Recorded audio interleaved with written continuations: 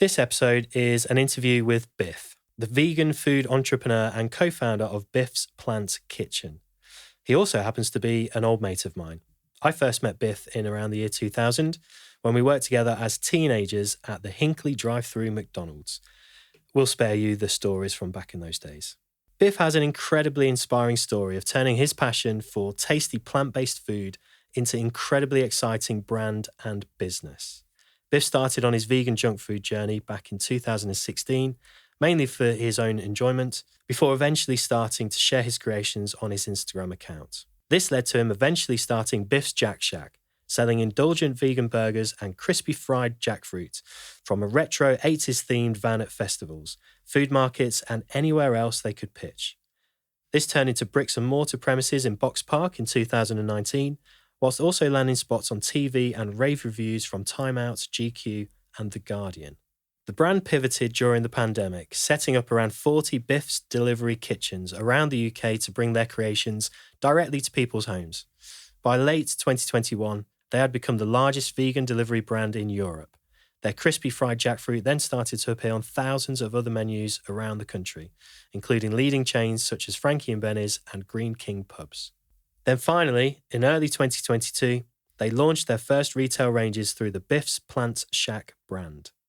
They are currently listed in over 600 stores with chilled products such as smoky chili cheese waffle fries, maple lime barbecue sauce, and of course, their famous crispy jackfruit wings.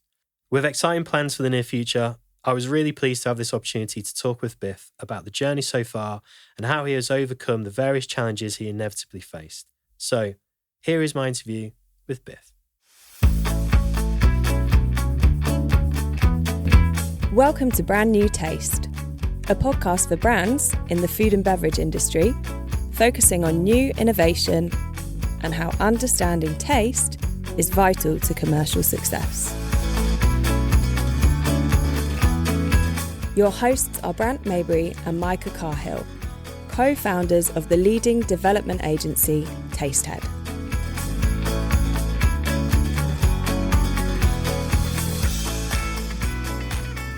Biff, it's good to have you here. Thanks for doing this. Very happy to be here. Really excited.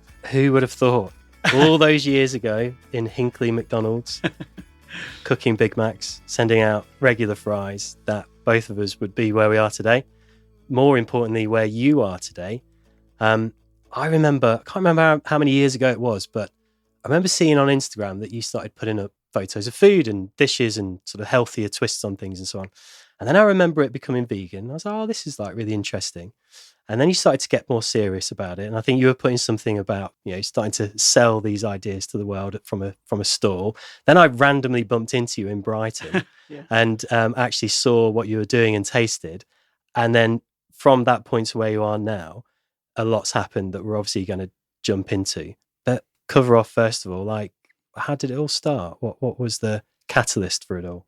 Well, it's interesting you should talk about our beginnings as friends at McDonald's. I mean, that's kind of really where it started.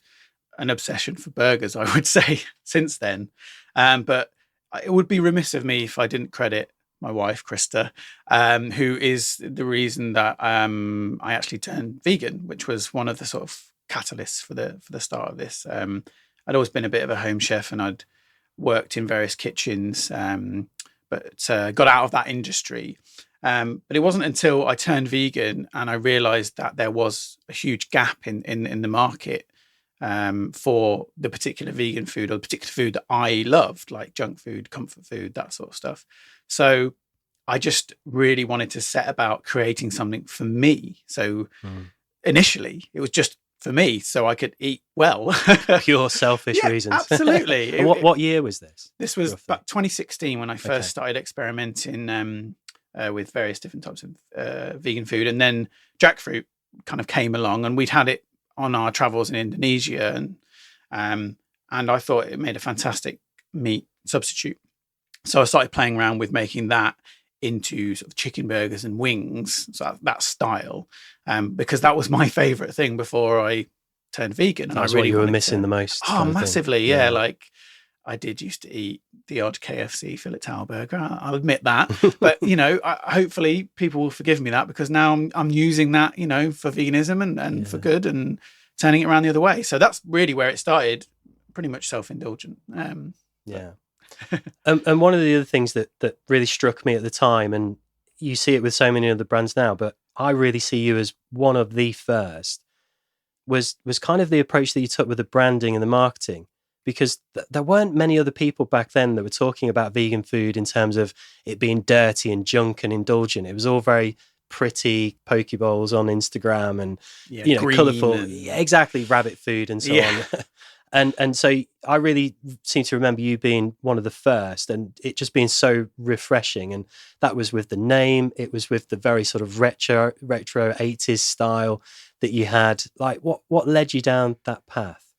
It was a combination of things, I think. I would clarify that I don't think we were the first. There was a few other people doing that on street food and in some small shops in London, and some really great pioneers out there.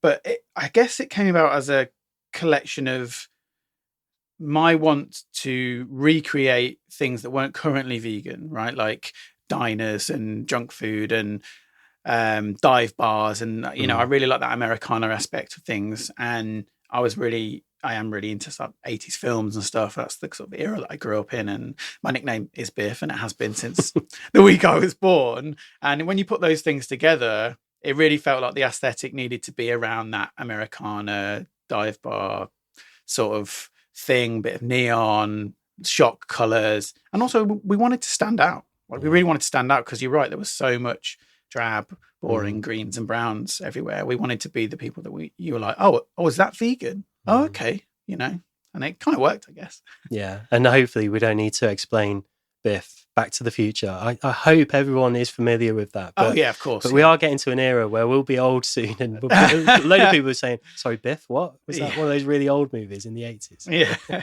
Thanks. I feel old now. So you were really innovative at the time when you launched. Innovation has played a really key part of your brand. What's your process been? How did you go about it? Because I'm guessing, last time I worked with you was in McDonald's. We weren't doing much innovation there. And by McDonald's, I mean literally in the stores, cooking burgers, etc. So what was your first experience of getting into innovation? How did you learn about doing it? Because you've done it all yourself pretty much, right? And so what was that process like? Well, I guess you could say that we're very much based on innovation, because there weren't any other products like that in the market at the time. And I should say we started in street food. We didn't launch straight into food service or supermarkets or anything like that. But we wanted to make something that stood out, that grabbed some headlines, that made people turn, think, talk. And one of the things that we did from the beginning is create the wing with a sugarcane bone in, which was very much innovation led, because there wasn't anything else like that on the market.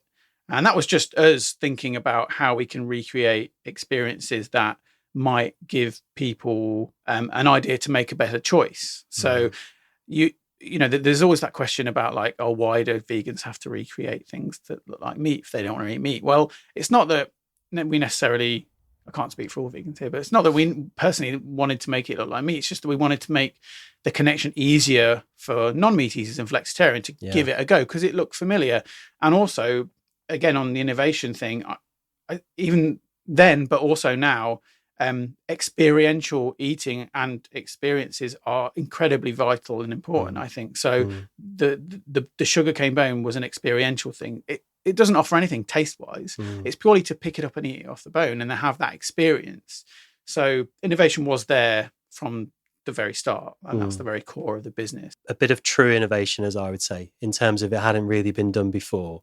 And I think it's those little bits that really set you apart from other brands. People will remember it and they see the lengths that you're going to. So I think it's part of the theatre, it's part of the ritual. And I think people often forget how important that is to brands. And not that I want to go off piece, but one of the examples we were explaining to a client recently was Maltesers and having them in the box and how they rattle around. Yeah. Like just that difference has a real impact on your experience with the product, just because of how it looks and feels. It doesn't taste any different, but it's part of the ritual. And so those things are really important. Absolutely. Yeah. I hadn't really thought about that, but yeah, you're right. It's something else that adds to the experience. And you're right. It did turn heads, and that was kind of super important to us. Yeah. So now that you're starting to make the transition from food service into the world of retail and all of the pros and cons and headaches and sleepless nights that go with that, how are you finding it? Because it's quite a recent development for you. So you're very much in the thick of it. What's your experience has been so far? In a word, hard. It's been difficult. Pain. It's been really tough. And we went from street food to bricks and mortar to food service, and that was hard enough and had its own challenges. But moving from food service into retail, the analogy is like going from League One to the Premier League, because you're mixing with these huge brands which have, marketing budgets and innovation budgets that are way above what you're doing. So you've really got to hustle. You've got to hustle. It's been hard in many ways. It's definitely costly. You're gambling because you want to reach as many people as possible, but there are a lot of things in retail that cost money, right? Things like promo plans and out of home marketing and a lot of stuff that you might not have covered before in food service and such. Like pack design, obviously hugely important and very expensive. There's a reason for that, because you've got a number of seconds to catch someone's attention, to get them to pick it up. And when they read it, you want the first sentence or the first words to make them buy it. And then that's all you've got, because if you don't have that, then they're not going anywhere near you. So it's been a learning curve, and we've had some really great help.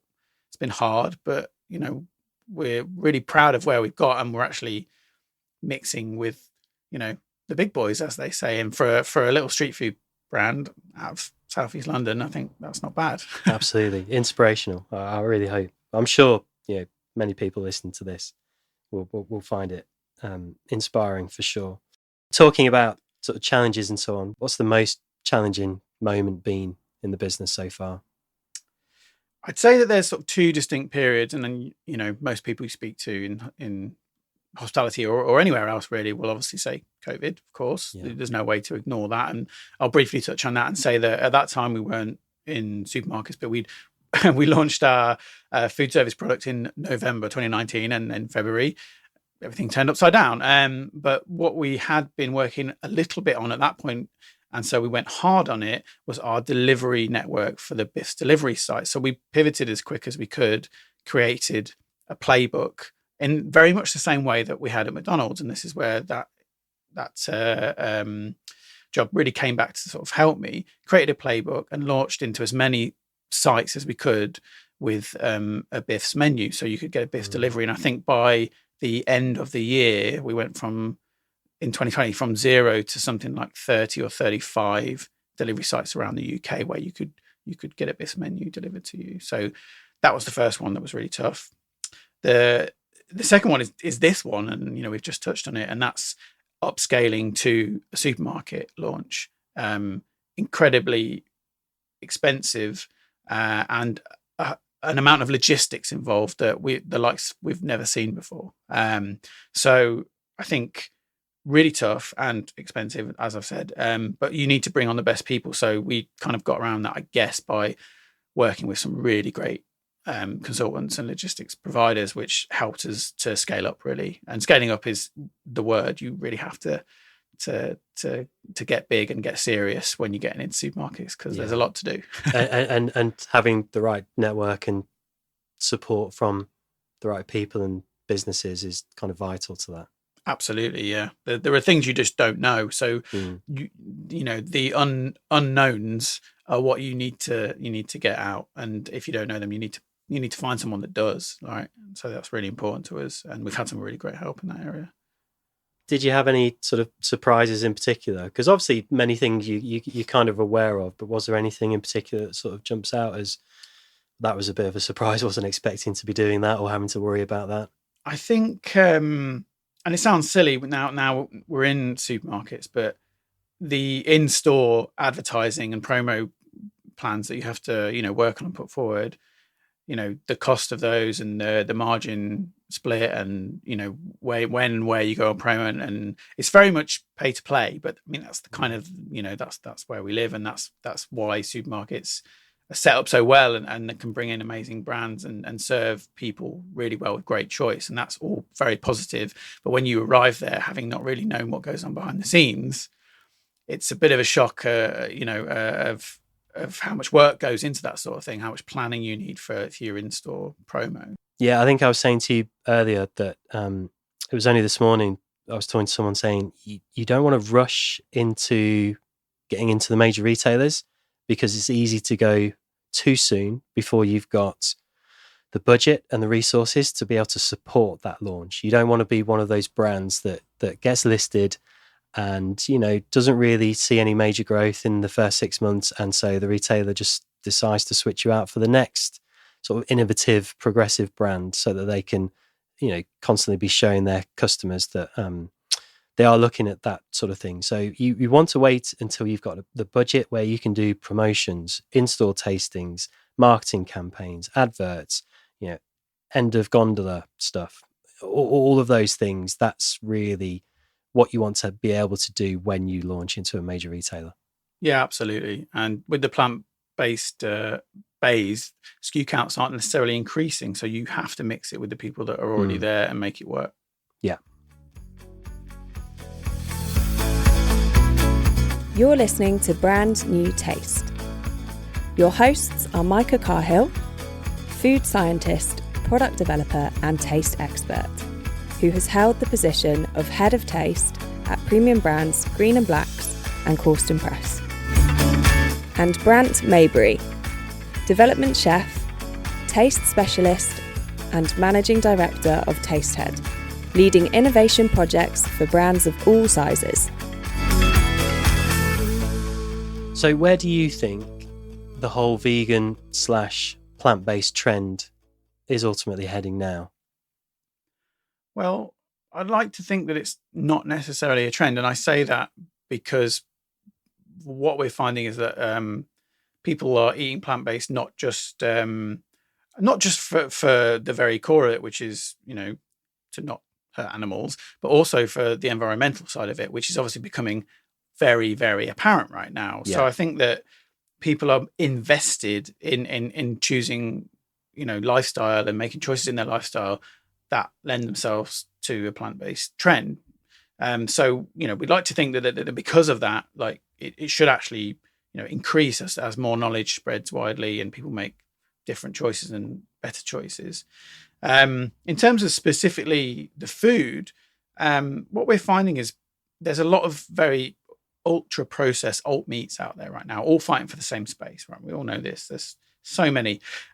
From the people that we're talking to and the data that we're getting, people are looking for more veg-led dishes, less processed, more natural ingredients. And that's something we definitely want to be in there with. And that's what we think with, certainly with our current products with jackfruit as well. They're, naturally tasty, and they don't have any additives or preservatives or anything like that. So we want to keep on that sort of trail and hopefully offer more options in that area. And also, we've touched on it before, but the experiential eating part of it, I think, is important. So it's not necessarily a trend per se, but with the cost of living crisis and such, people might not want to spend so much money eating out, but they'll spend a little bit more to eat well in. So if you can offer good quality and experiential sort of food that they can have at home, I think that's something that's going to become more prominent. Yeah, we're definitely seeing exactly the same that you said there, that focus move to the environment and just the impacts that food is having. And it's interesting, you see this in a number of categories. I mean, we develop a lot of snack bar products, and 10 years ago, that category was almost nowhere, and now it's like saturated. And what's been interesting is seeing similarities there, because that's a category where all of a sudden all of these kind of fruit and nut bars, cold press bars came onto the market, and people then started after a while realizing that it's actually quite a lot of sugar in dates. And so you start to see, it's like, there's a flurry, and it's like, this is great. And then people start saying, well, hang on a minute. And then it starts to evolve. And that's exactly what's happening with the kind of plant-based. category as well. Refining based on data and surveys and feedback and stuff. That's the way of anything, really. Yeah, exactly. So now that you've got the experience that you've got, what would your top 5 tips be to somebody looking to start a food or beverage brand in 2022? Well, we've come on quite a journey. So I've tried to pick 5 things that represent different parts of that journey that may help anybody that comes in at different points on that journey or starts in a different place. Number 1, which pretty much covers everything start to finish, brand is everything. Brand is everything.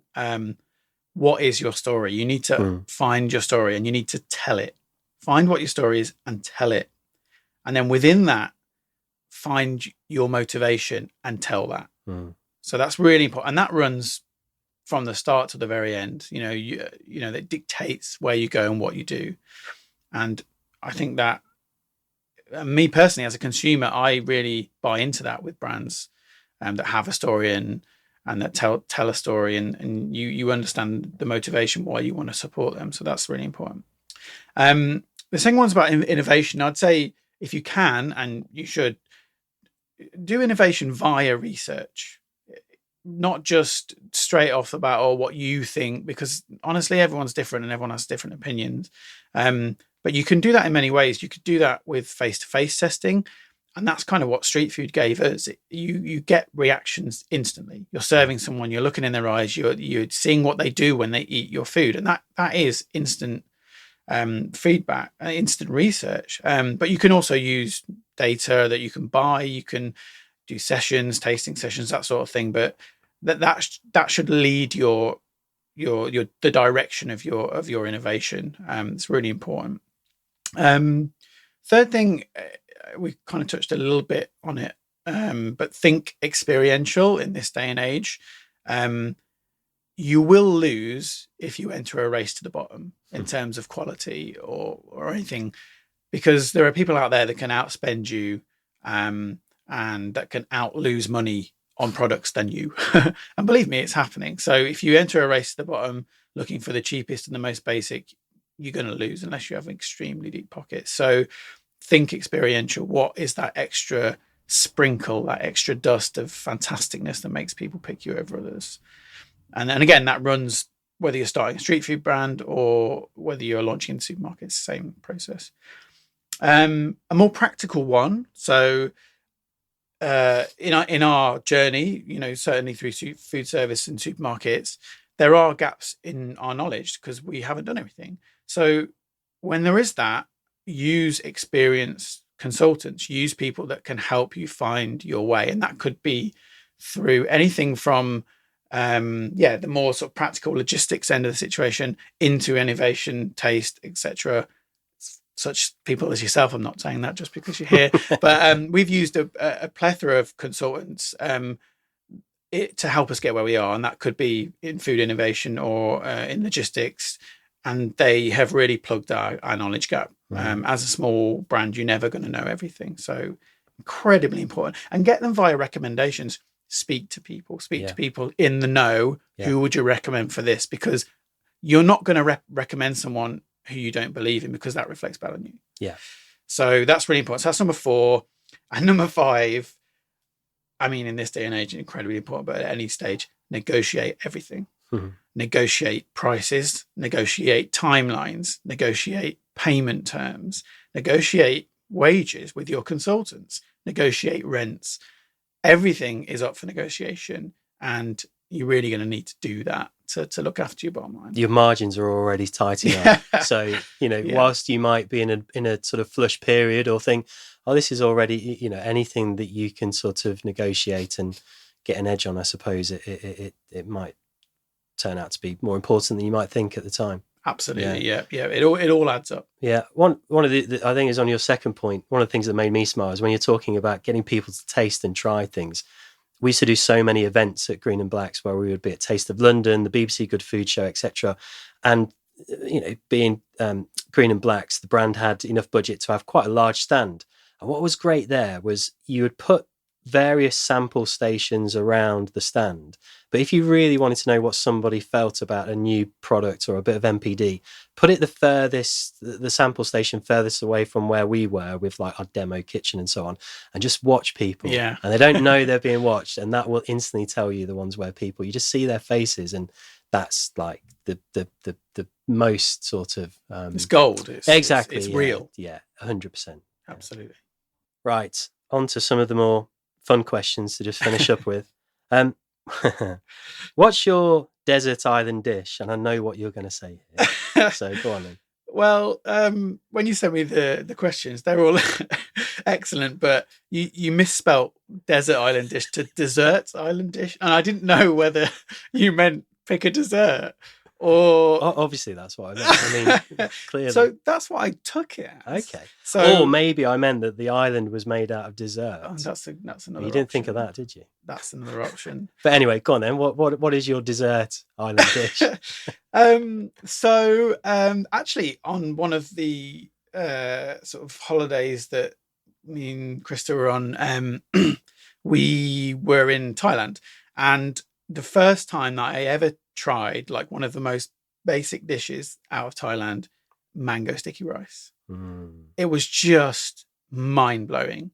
And it's obviously an incredibly simple dish. It's just coconut rice and mango with what they put on the top, I believe, is sort of toasted bits of rice. They're sort of brown and crunchy and that very earthy flavour.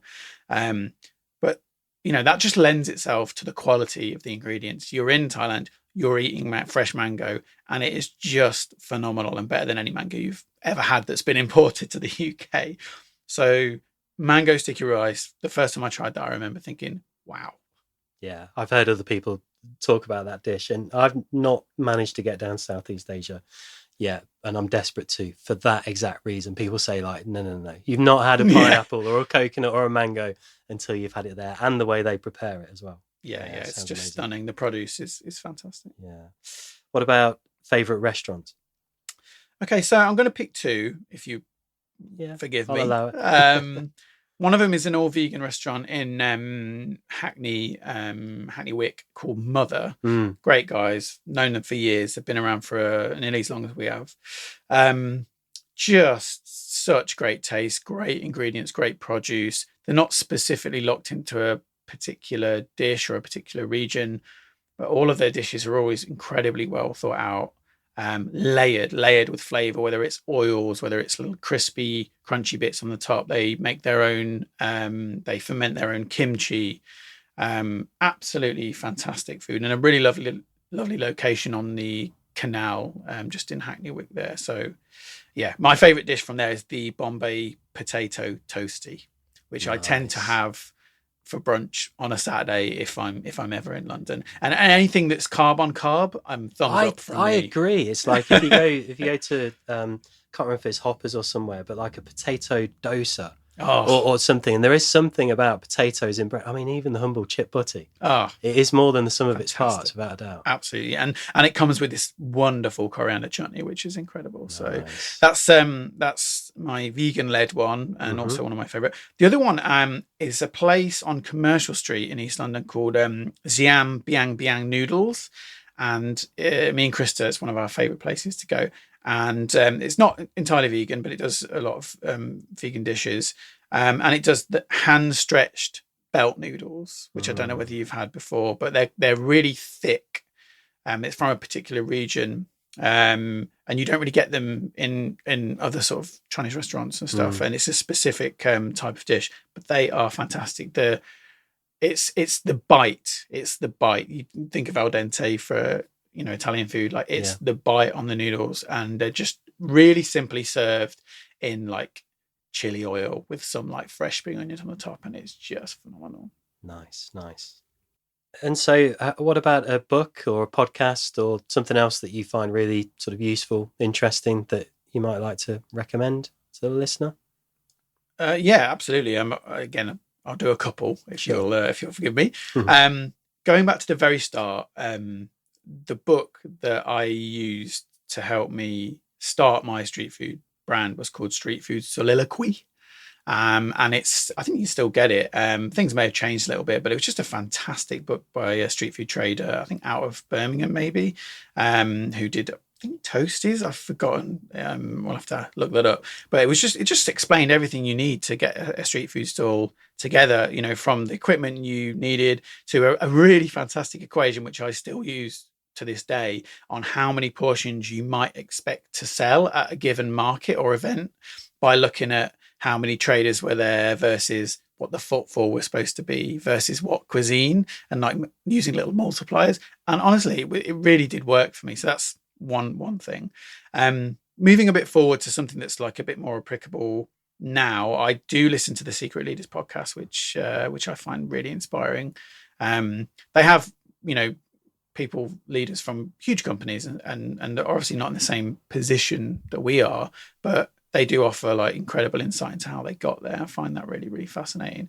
But they also have a small section on failing, like people that have failed. And I find that very, very helpful, because you have to really dig deep and think about that. You know, when you fail, you learn. And that is incredibly important to me. Yeah, that in particular is something that's really refreshing to see in recent years, just that attitude towards failure, it being seen as something that's a necessary part of growing. I was reading, is it Black Box Thinking or something? I can't remember the name of the book, but it basically goes into how, you know, certain industries are basically, they like, failure is how they learn. They actually seek it out. It's how they test and learn and so on. So yeah, I think it's really important to take away any stigma away from failing, because it's how you grow. Absolutely. And a third one, just for a bit of inspiration on the food side of things, the Netflix series Street Food is really good. Yeah. But the most recent one, Street Food USA, is fantastic. Yeah. Places like Louisiana, LA, New York, telling the stories behind street food, why people do it, what's their motivation, humble beginnings. And just watching that made my creative juices just churn. I just wanted to go all out. Juices. I just wanted to go out and cook and make things. I'm off to LA next week, and fantastic. The amount of taco stands now that I've sort of got bookmarked on Google Maps, it's just a sea of like taco stands and Korean food and so on. Yeah. Okay, and so finally, Biff, what do you have going on that you want to sort of point people in the direction of or share? So maybe a bit of a scoop for yourself here. We're probably going to be launched by the time this goes out, or maybe even on the day it goes out. But we are launching 4 SKUs into Sainsbury's via Future Brands. Very exciting. Yeah, super exciting. Been really hard work to get there, but Future Brands have been excellent. You know, they just helped us and offered a lot of insight and just been really fantastic. So we're launching on September the 14th. 2022. So look out for the jackfruit wings, jackfruit burgers, and the 2 loaded fries in Sainsbury's near you. So brilliant. Fingers crossed. Mate, I think what you're doing is amazing, and genuinely I think you've got some really exciting times ahead, and it's just fantastic to see the journey, and can't wait to see more. Thank you so much for doing this. Really appreciate it. No problem. No, I mean, as you said at the start, who'd have thought it? 23 years ago, we were slinging burgers in McDonald's and having a right old laugh. We'll be sat here talking about this. I know, exactly. Cheers, mate. Thanks.